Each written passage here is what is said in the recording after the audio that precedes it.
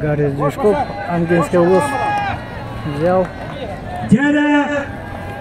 Саттанала кадалладдақ сыддық расулақ күз амматтанып, Гарри Движков бара дейін тоғыттыр, тоғы ұзын бұмыдайы.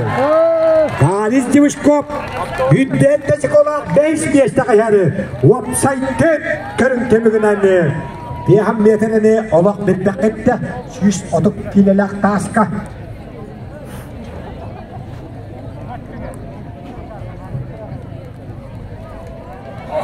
Первые 50 метров прошел и сел отдохнуть. Но это не тот отдых, который, можно сказать, при этом они тоже все равно идет нагрузка на ноги.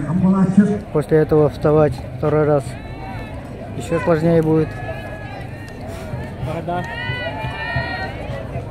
Оксана.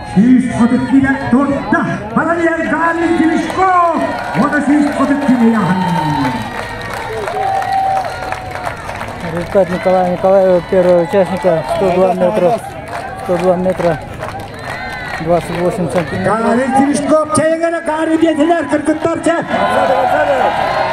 Пока Гарри Движков очень хорошо идет.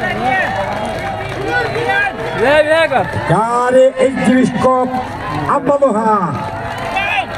приближается к отметке 100 метров.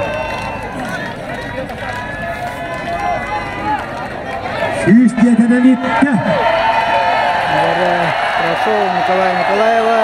Сейчас самое тяжелое. И бежит Гарри Движков.